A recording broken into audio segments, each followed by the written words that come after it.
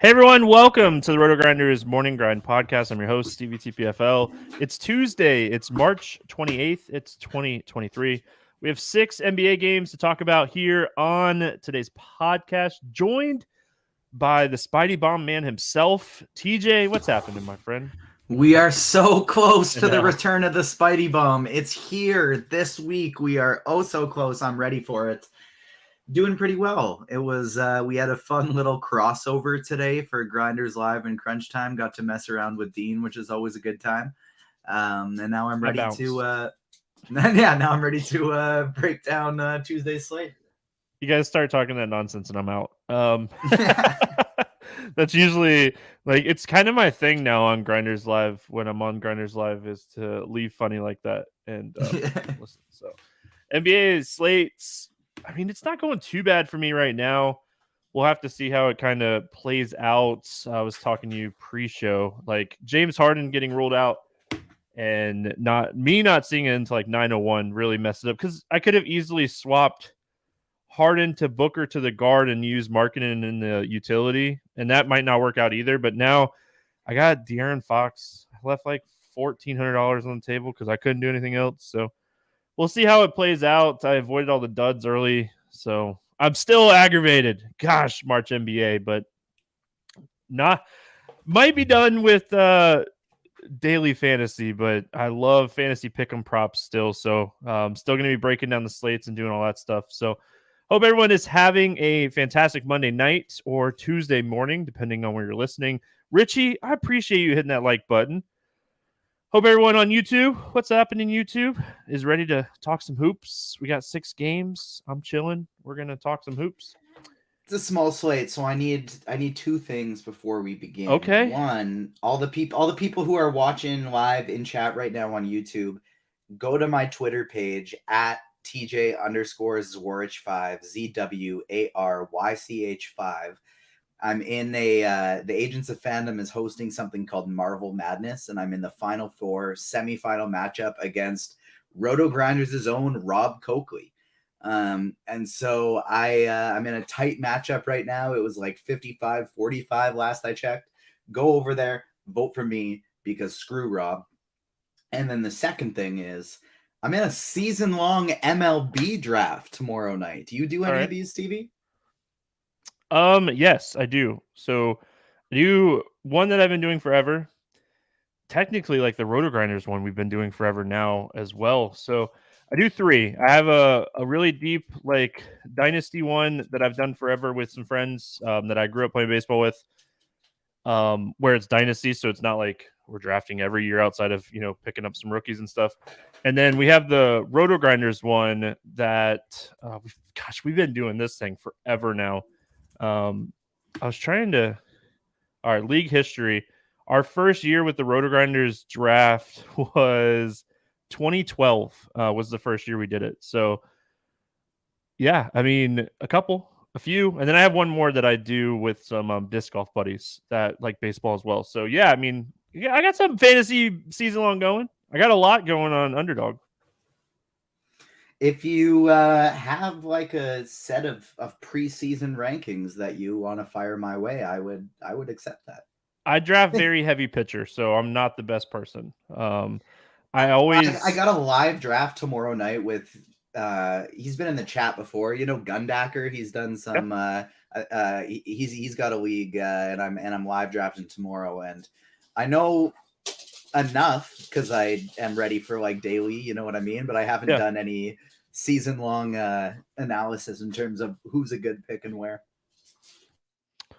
Yeah, I mean, someone that I feel like I've drafted a ton in best balls is Austin Riley, for what it's worth, because I feel like there's value getting him in the late 20s. So yeah, I mean, Austin Riley's been someone that I've been drafting a bunch, but it's all I got for you because my draft's Wednesday and I haven't looked at anything yet. So I've done a bunch of best balls, but again, I draft very pitcher heavy in those, and I know a lot of like I follow farm systems and stuff, and I talk about this a lot on the Morning Grind Baseball podcast, but follow a lot of that stuff. So I have a lot of like best ball teams that might be good in like a month and a half. So we'll see. I might be hitting you up tomorrow night in the late rounds while you're live doing the morning grind, just being like, hey man, I need a prospect. I need somebody in this tier. Who do you got for me? One of my favorites, for what it's worth, is I really hope this kid gets called up early, is Ellie De La Cruz for the Cincinnati Reds. Big time power, big time potential. Might not get called up at all this year. It might be 1 year too early, but very high on Ellie De La Cruz. So there you go. All right. Let's get it. Let's get it. Let's get it. We got basketball. Everyone go do that for TJ. Help him out. I just did it. And I like I like Eric. Oh, Rob, Mr. Rob Oakley. I like Rob. Boston at Washington. No total in this game. That's exactly how we need to start this slate. On the Boston side, Jaylen Brown, they have is available. Gallinari's still out. And then on the Washington side, Bradley Beal, Kyle Kuzma out, Monte Morris questionable, and Daniel Gafford questionable. We'll go Boston first. What are your thoughts here on the Celtics? My thoughts on the Celtics are they are incredibly interesting runbacks for the lineups that I have a whole lot of Wizards in. Obviously, with Beal and Kuzma out, we're going to have a lot of interest in Porzingis and Avdia. If Monte Morris happens to be out, then guys like DeLon Wright and Jordan Goodwin become very interesting. Daniel Gafford is questionable, and so if he's out, all kinds of value starts opening up here on the Wizards side of thing. Even a guy like Johnny Davis randomly played 30 minutes last game for the Wizards. And so, especially if we get those last two Q guys out on Washington, we're going to be wanting to play a lot of Wizards. And so I will get a little bit of Jason Tatum and a little bit of Jaylen Brown and maybe a little bit of Marcus Smart, Al Horford, Rob Williams, just because I'm going to need some runbacks. And if I'm playing Porzingis, well, I'm only playing Porzingis kind of assuming that game stays close. If those guys get blown out, I don't want to play Porzingis. And so in lineups that have Porzingis, I'm going to be very interested in some Tatum, some Brown, some Marcus Smart, Horford, Williams. But outside of that, no, not at all. So BetMGM has Celtics minus 11.5 right now. That's the only book that I was able to find a line, but I mean, that sounds pretty close to being right. I mean, Washington, they're almost mathematically out of it now. I'd be shocked if we see Kuzma or Beal play the rest of the season, to be honest. Especially Bradley Beal. I highly doubt he plays anymore this year, but maybe Kuzma plays. But on the Boston side, yeah, I mean, if you're taking shots on Porzingis, I definitely want to run it back with like a Jaylen Brown type of play. If you're going cheap Washington, I don't know if you necessarily have to run it back too much. We'll talk about that here in a second. But yeah, I don't know how much Boston I will end up with on this slate. They're really good. They're really solid. They're really deep when they're fully healthy, and they're fully healthy right now. The guard minutes are very spread out between White, Brogdon, and Smart. Al Horford and Robert Williams kind of sharing big man minutes. Like, I just overall, outside of taking shots on Brown and Tatum, Tatum's price is really, really appealing. This is a guy that was $11K a week and a half ago. So that's probably my favorite play here is Jason Tatum if I'm playing Porzingis. Washington side, Porzingis, this is a tough matchup. Boston is a very tough team against bigs. He's averaging 33 fantasy points in 2 matchups against them this season. Kuzma and Beal being out, it obviously bumps up his usage. It's still a tough matchup. Denny's price, 6,500. He's okay. Tough matchup for DeLeon Wright. Like, there's a reason that Boston is an 11.5 point favorite in this game. Yeah, 100%. I'm with you. On the Washington side, like Porzingis is going to grade out well from a point per dollar standpoint. It's just like it's so tough to like him when they're probably going to get blown out. Like my favorite at this point is honestly probably going to be somebody like Jordan Goodwin. Yeah, I hear you on that. I don't know if you're going to need him today. It really is going to be dependent on like how some of the value shakes out in these later games, if you'll need Goodwin or not. That's very true, man. I wish so badly that you would have left more salary on the table and went all the way down to Maxey instead of Fox. Yeah, well, stuff happens. All right. Because Devin Booker is absolutely just like going even more nuclear here in the Listen, second, I know. in the start of the third quarter, and then early second, Maxey's already got 23 points. I know. Or late second. I should have, but I was also at my daughter's volleyball practice, so That's James fair. Harden, man.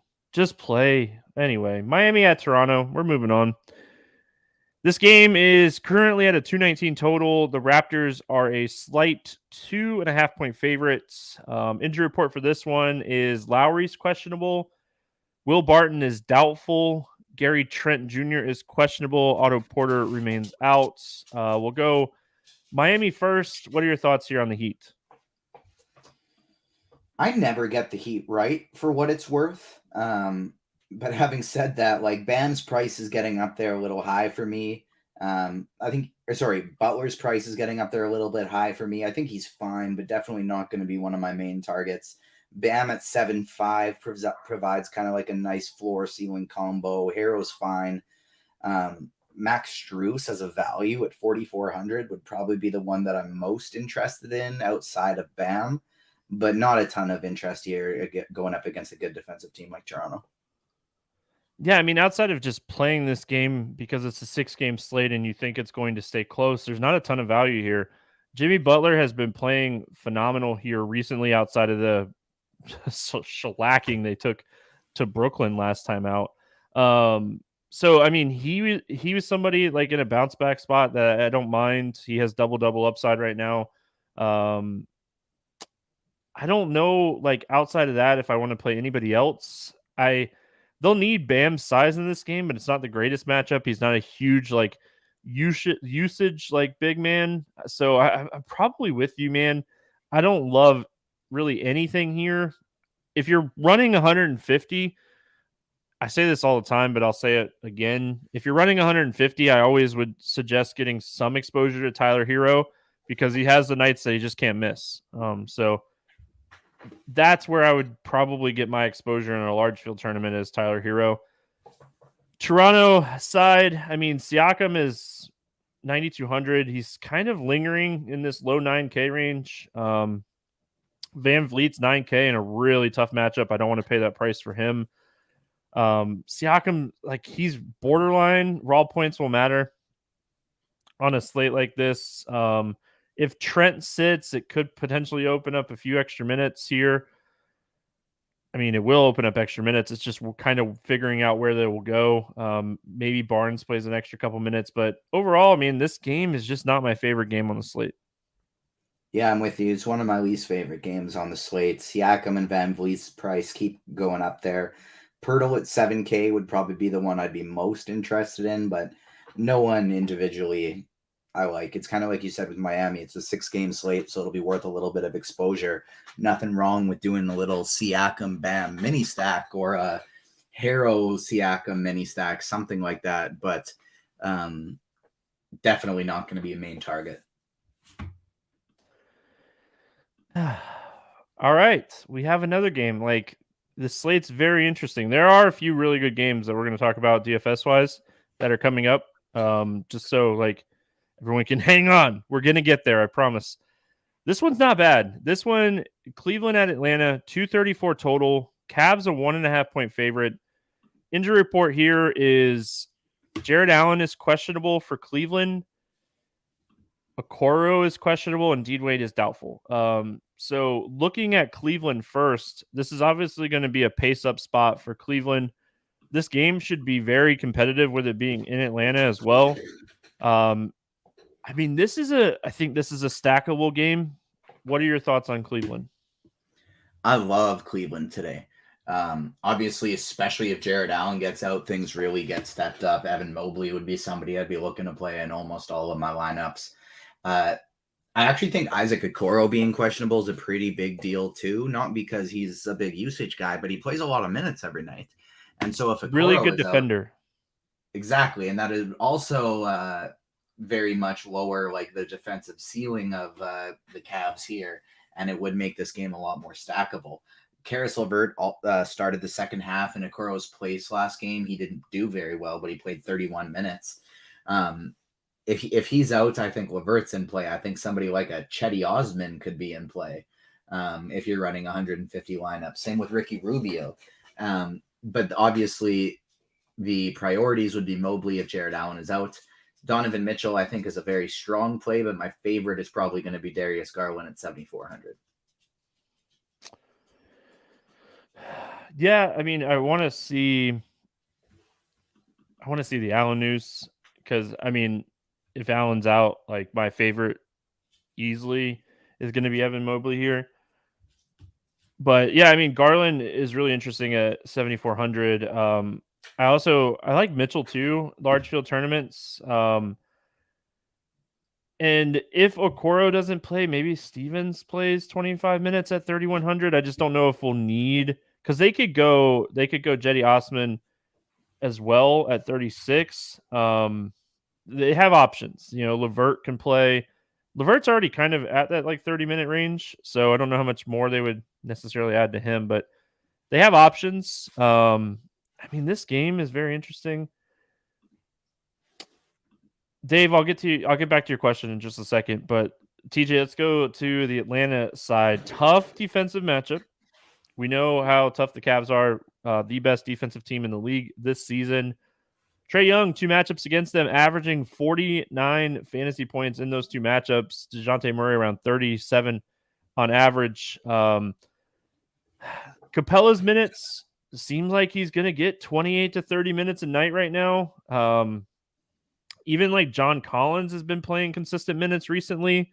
If Allen is out, maybe we look towards taking a shot on Capella or Collins. What are your thoughts on Atlanta? Weirdly enough, I actually like Capella and Collins less if Jared Allen is out, just because the thing with both of them is always minutes. They'll produce when they're out there. It's just about getting the minutes. And so the more big guys you have in Cleveland, I feel like the more minutes those two are likely to get. And so if Allen plays, I actually like them a little bit better. But for the most part, it's just Trae Young and DeJounte Murray for me. They're both too cheap. $9,100 for Trae Young. The ceiling is immense and the floor is almost 5K. DeJounte Murray, 7'6", same thing. The floor is basically 5X, and the ceiling is immense. So I love both of these guards, especially if Isaac Okoro's out. All right, before we move on to the next game, Dave on YouTube, he wanted to know, do we think Bam at 8.1K on FanDuel is worth a shot? Going back to that Miami game. Not in particular. I think I like him a bit more on DraftKings where he's 7,500, but I think it's fine as a last piece, but not someone I'm going to target. All right. We got Charlotte at OKC taking on the Thunder. No total in this game. March NBA, man. Here we go. Injury report. Gordon. Time for some DFS plays. Like, not good basketball, but time for some DFS plays. All right, here's the injury report. Terry Rozier out. Kelly Oubre questionable. Cody Martin out. Gordon Hayward doubtful. LaMelo Ball, we know he's out. OKC, SGA questionable. Ankle sprain. Kendrick Williams out. We'll start with Charlotte's. This is a game that is going to be ugly, but it's going to have a lot of fantasy goodness. My problem with Charlotte is some of these guys have gotten the price bump, but now we're adding like Oubre potentially being out and Hayward potentially being out. Like now I think we're talking about even getting into taking shots on like GT Thor and Bryce McGowan's type of range. Like now we're like getting into this like uncomfortable territory with Charlotte. I will say PJ Washington is going to continue to get a lot of usage with these guys out. Like the few games that like I've tuned in a little bit to here recently is like he's like handling the ball. Like it's just they're running their offense through PJ Washington. And that again is March NBA. 31, 38, 31% usage out of the last 3 games for PJ Washington. So while this might be a little bit of sticker shock for his price, fantastic matchup. and he's touching the ball a ton right now. You have to unmute your mic, rookie. I know you've never done this podcast thing before. I'm so stupid. PJ Washington is a great play. Dennis Smith Jr. is a great play despite his $7K price tag increase. Svi Mikhailuk is still in play. With Mark Williams out, Nick Richards at 4-7 is just like an absolute smash play today. McGowan's, I think, is a really interesting tournament salary saver. JT Thor potentially in play, but I still think they got enough big guys between PJ Washington and Nick Richards. I don't know how, and Kai Jones. I don't know how many minutes he's going to get, if it's going to be enough. But if you're running 150 guys like Thor, guys like Kai Jones, I think you can still keep him in your pool. All right, Thunder side of this game. I mean, obviously, we'll be waiting on the SGA news, but the guy I really want to talk about here is Jalen Williams. He's 6,700. Excellent spot for him. We love bigs against Charlotte. Excellent spot for him. I love this spot for him today. The other Jalen Williams, I think he's in play today at 4K. Like, Charlotte is a terrible rebounding team. So I think that you could take shots here on either Williams. And then obviously like Josh Giddey if SGA doesn't play, Dort if SGA doesn't play, Isaiah Joe if SGA doesn't play. I mean, the Thunder, they're like in this weird, like, what are they doing kind of like spot? I don't know. Like, do they not want to make the playoffs? Do they? I don't know. It's very hard to figure out. They're limiting SGA. They have been for the last week and a half, 2 weeks. He tweaked his ankle the other night. Was it Sunday night? So I think that like his ankle is actually tweaked, but who knows? I think it was one of those things where it's like they said they were going to limit him, and then they just kept on winning. And other teams kept losing other players to injury, and OKC just kept on winning. Because, like, they said they were going to limit him, and then he's still, outside of one game that was a blowout, he still played 35 or 36 minutes in all of those games. So if he's in, I think he's a solid tournament play. If he's out, I'm going to have bare minimum 2 OKC players in every single one of my lineups. Jalen with an E Williams, I'm going to have on almost every single team. If SGA is out, I'll have at least one of Giddey or Isaiah Joe in every single one of my teams. Like, this will be all hands on deck, play as many OKC players as possible. Like, I might even be fine playing 4 or 5 in a lineup. That's crazy. But I think you could play 3. Listen, there's crazier things that have worked. This is a fantastic spot. So I hear you on it. Yeah, I just imagine Charlotte keeps this game close. SGA is out. You could play Joe, Giddey, Williams, and either Dort or Jalen Williams, even both, really, if you want to do a game stack of this one, because it's such a small slate and some of these games are gross. I fully feel that Charlotte keeps this game close for what it's worth. They are in like the dream scenario right now. They're going to be the 4th worst team in the NBA, and no matter what they do, they're going to be the 4th worst team in the NBA. So like, they can run their guys out minutes. They can see what they have with some of these other guys. Like, they are in the perfect scenario when it comes to standings. Like, they can't be the 3. They can't be the 5. They're the 4. So we saw them play Dallas like super tough and beat them twice. Like, so I mean, Charlotte definitely in a spot where, you know, they can run out like Nick Richards and see like what Nick Richards has. I think if I am Charlotte, like, I mean, I'm sitting Gordon Hayward and Kelly Oubre. Why do I need to play those guys? Back to Civi yeah, totally. I didn't mention him. I don't mind Civi. I wish he was a little bit cheaper. So like, I don't know what his price is on FanDuel or Yahoo, but on DraftKings at 4,900, not a huge usage guy. Not a guy that like goes up and cleans up a lot of boards either. So if he's cheaper on FanDuel or Yahoo, maybe, but on DraftKings, I think 4,900 might be too much for Civi. Yeah, I'm with you. Like, if playing 150, I think I'll still keep him in the pool just in case he has one of those days that he drops a whole bunch of 3-pointers, something like that. But definitely not going to be the main player I'm targeting on this team. Like if you're running a lot of lineups today, I honestly think, and SGA is out, I think it's so reasonable and interesting to make a team that goes Giddey, Joe, Dort, Jalen Williams, Nick Richards, Dennis Smith Jr., PJ Washington. A little 4-3 stack, and then you can build different variations at the utility position. As like this is going to be a gross game to watch, but it has the most fantasy goodness on the slate. I think that's a very interesting way to build. I do, for what it's worth, on DraftKings, like McGowan's more than Civi, if we're comparing price. I'm with you there too. All right, we got Magic. They're heading to Memphis. We got a 235.5 total. Memphis Grizzlies a 7.5 point favorite in this one. Steven Adams, Brandon Clark, John Morant doubtful. Those two guys out before that. Adams and Clark out. Morant doubtful. Thigh soreness for John Morant. Isaac and Harris remain out for the Orlando Magic. I feel like this is just a spot where, hey, Memphis is in a really good spot in the West. They're going to be the 2 or the 3. And we might see Ja, we might see like Triple J, we might see some of these guys take a little bit of a rest. This is a doubleheader, back-to-back. I said doubleheader. Man, I am so ready for baseball.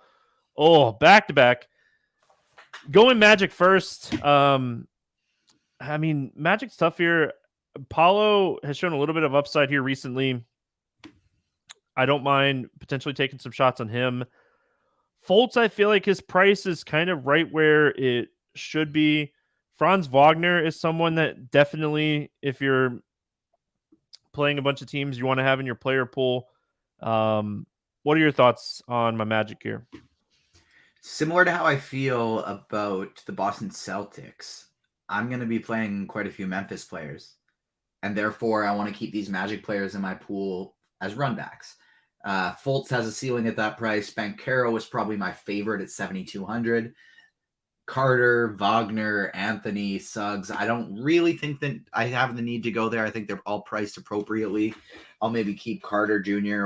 or Wagner in the pool if I'm running 150, but Banchero or Fultz are going to be my favorite runbacks for this game, and my interest is going to lie mostly with Memphis.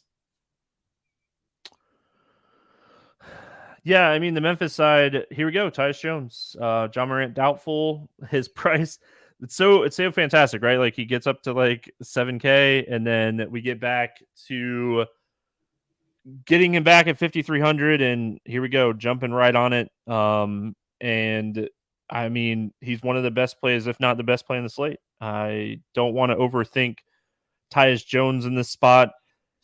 I think Desmond Bane and Triple J are very interesting as well. I could see Triple J having a monster game here. I could see him going 50 plus. And I think on a 6-game slate where raw points are going to matter, like Triple J is a fantastic play today. Triple J is fantastic. Desmond Bane is even better. Tyus Jones, if you're playing one lineup, if you're playing 20 lineups, if you're playing 150 lineups, he's on all of your lineups. He definitely will be for me. I think he should be for you too. Yeah, like if I'm running 150, guys like Brooks, I think are interesting. Maybe a little Santi Aldama, something like that. But this is mostly about Tyus Jones in all your lineups, and then Desmond Bane and Jaren Jackson are both great too. What's up, Roto Doc? Mr. Nick Giffen hanging out in chat. I'm ready to do some Lugia raids because I'm not ready to bet on NASCAR because the lines are terrible, but I'm ready to do some Lugia raids. If we're doing Lugia raids, count me in. Let's do it. There we go. All right, we're all doing some Lugia raids. I'm like a level 30 something. I can contribute. There you go. All right, we finish it out with New Orleans at Golden State. 235 total in this game. Warriors a 9-point favorite. Pelicans second end of a back-to-back, if you want to call it that. Let's talk Golden State. I mean, Wiggins is still out. I guess we should mention that. New Orleans, I mean, really quickly pulling up like the minutes that the second half they're in the second quarter.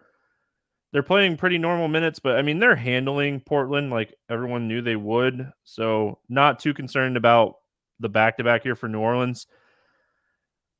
My initial thoughts here on New Orleans is Brandon Ingram's interesting.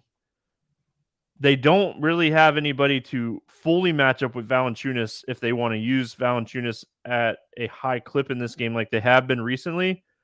And Trey Murphy is sneaky. What are your thoughts on the Pelicans?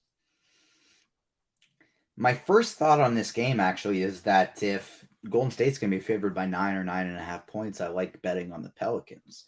That's kind of my favorite spot here so far. But I think Brandon Ingram is phenomenal for tournaments. CJ McCollum and JV, I think they're both great tournament plays as well. Trey Murphy at that 6K range, he's basically always at a point where it's like, I'll keep him in my pool in 150 in case he gets hot from three. And I have no interest in playing him in a single entry type setting. Herb Jones's price is getting low enough that I think you can take a shot on him if you're playing a lot of lineups. But this is mostly going to be about Brandon Ingram for me. And I don't mind CJ McCollum or Jonas Valanciunas. And I'm level 36 on Pokemon Go, Stevie. I'm ready for some Lugia raids. All right, there you go. I just opened that app for the first time since Marvel Snap debuted, which was like 6 months ago, because I just like hammered that game so hard. There you go. But now I'm back on Pokemon Go just because you talked about it, and I have an addictive personality. Listen, I'm glad that I'm an influencer. All right. Golden State side of this game is also somewhat interesting because, like, one of the first things that jumped out to me on this slate was Klay Thompson's price. I mean, this is a guy that was 7,500 in this like same kind of matchup a week ago when they were facing Memphis. So do we like Klay at 66? Do we think he gets Brandon Ingram defense and he struggles and Curry kind of benefits? Draymond expected to play at 6,200. Let's talk Golden State. I mean, Golden State is still, I wouldn't say they're like bubbling anymore, but they're still like every game matters type of mode, right? Like they're still the 6th seed right now. So like, I think if you're Golden State, it doesn't matter too much, but I think you want to be the 4 seed. You want to play at home. We know how good Golden State is at home. They want to be the 4 seed. So I think they're still in press mode right now.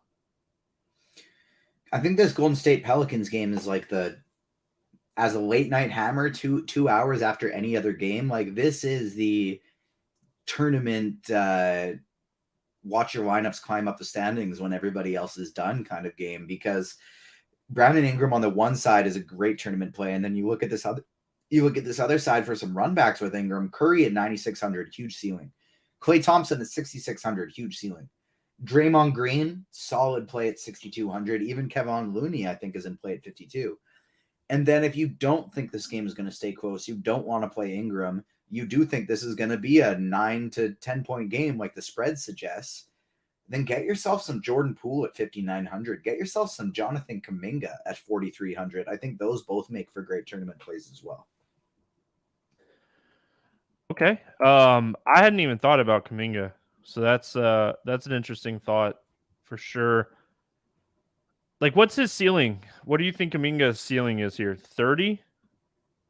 Yeah, I think probably like a 30, 32-ish. Just a few games ago, nobody was out. He played 30 minutes, had 32 fantasy points. He went 9 for 11 from the field. But he had a stretch there where he was playing mid 25 minutes, and it kind of seems like if he's shooting the ball well, if he's playing well, they give him extended run. If he's not, they don't. So he's going to be like the main guy off the bench if this starts turning into a blowout. So I like him if I'm running a lot of lineups today. I don't think I'd get that deep if I'm running 5 to 10, but if I'm running 20 or more, I'd get some Kuminga in there for sure. Fair enough. All right, let's play the morning grind game, and then we will get out of here. We got to go do some Lugia raids for sure. Favorite play under 5,000 to go 7x. Who do you got today? Nick Richards. Honestly, like, I don't love anybody today. That's cheap. Love anybody. So, like, I really want to see how, like, some news kind of falls today. I guess, like, if I had to I guess if I had to pick anybody, it would probably be Bryce McGowan's. Like, because I really think Oubre and Hayward both sit. So Bryce McGowan's would be my play. Over 8K to go under 5X. Who is your bust today? I'm going to go, not that I don't think he can get there, but I'm going to go Jaylen Brown just because his price is getting so high. I'm going to go Pascal Siakam. Tough matchup, 9,200. He's easily someone that could crush in this matchup and put up 50 plus, but I'm going to go Siakam. Who's your favorite 6X play today? Tyus Jones. Man, that is such a hot take. I like it. I'm breaking the mold of you being the host, so you're winning every time. I'm gonna win this morning grind in our head-to-head. I haven't lost this season. Jalen, I'm gonna go Jalen Williams. The Jalen Williams at 6,700 on DraftKings, not Jalen Williams. Let's get weird. GPP play of the day. Let's get weird GPP play of the day. I'm going to go with, I don't know how weird it's going to be. It's tough to be weird on a 6-game slate, but I'm going to go with, I'll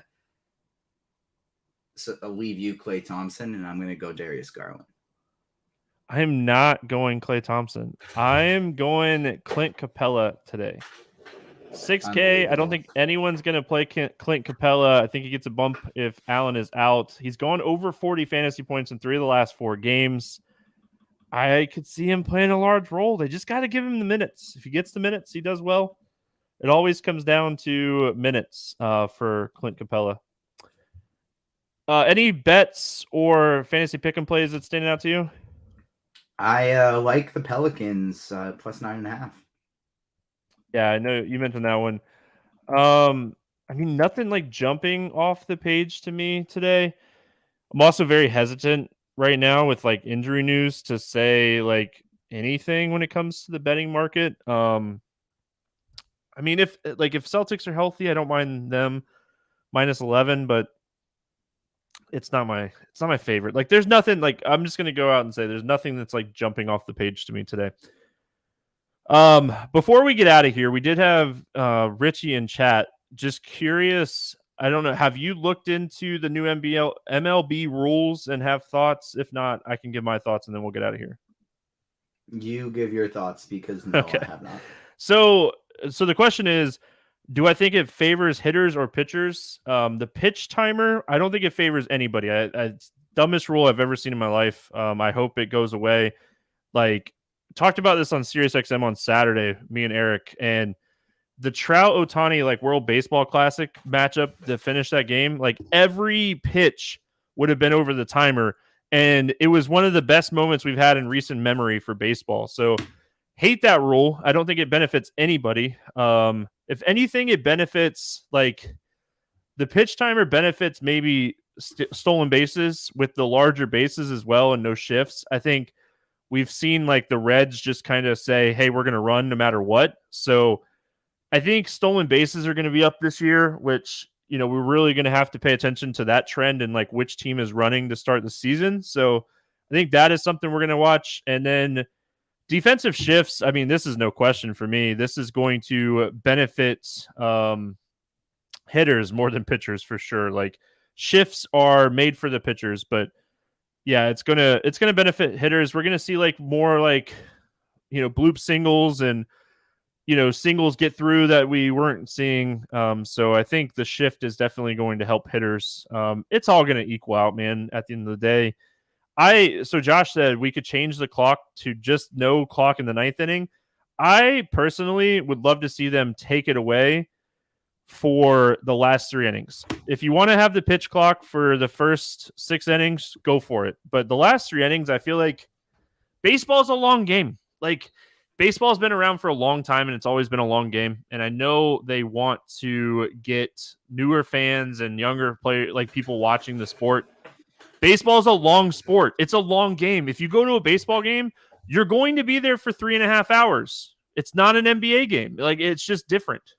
And so embrace that. You don't have to make this game way shorter. Just start marketing your damn players. Yep. Like, allow people to know who Mike Trout is. Allow people to know who Shohei Ohtani is. During these games, show interviews with Vladdy Guerrero Jr. about what his favorite baseball food is and all of this other stuff.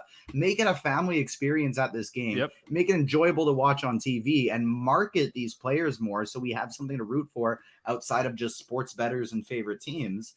And that'll get people watching this game. Get people who are 12 years old loving Shohei Ohtani. That's how you create new fans, not making the game 2 hours and 25 minutes as opposed to 3. Listen, we had to suffer through some terrible Thursday night football games this year. Some terrible Thursday night football games. And I mean, Amazon, with the stats that they were doing and like having like Dude Perfect come on and do like telecasts with like Amazon's trying to be creative, and I feel like we could learn so much for that with baseball too.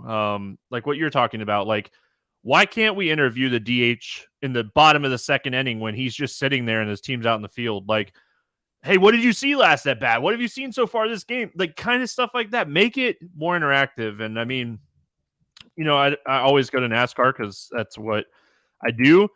But like we get in race interviews with drivers and they talk about like at the end of the stage that they just won, they're talking about like everything that they saw in that first stage. And it's just phenomenal. I don't always agree with like who the interviewer is, but like hearing what the drivers are thinking in the middle of a freaking race is phenomenal. So, and it's the only sport we don't do this in. I know. Like in basketball, and we do it football. during the All-Star game. Like we mic up players in the All-Star game, and it's fantastic. Like, why aren't we doing this kind of stuff? Like, it's a 162 game season. Like, mic up an outfielder. Who cares? Like, oh, I got to be paying attention. Listen, if you miss a fly ball because you're mic'd up, go back to AAA. Oh man, I'm ready for baseball. I am ready for baseball. Do you have a World Series pick before we get out of here? Toronto Blue Jays. I am shocked. I'm so shocked. I like the Braves. I like the Braves. Got them at 10-1. I like the Giants over 88.5 wins, and I like the Braves to win the World Series this year. So that's gonna wrap it up. I've been playing a lot of MLB The Show the last 2 days. And it's the best way to get ready. Yeah, exactly. That's what they simulated in 2020 in the show 2023 is that the Blue Jays are going to have the best record in the regular season. And then the World Series will be the Braves over the Astros. Fair enough. And if you are doing some fantasy pick'em plays over there on Prize Picks, Luzardo, I don't know if the line has moved, but I liked his line. It was like 155.5. It hasn't moved. So more than 155.5 season-long strikeouts for Luzardo is something that I have pounded a bunch. So, yeah, Schuster is decent. I think if he could do it, and like Strider does it again, man, like watch out. All right, that's going to wrap it up here for Tuesday.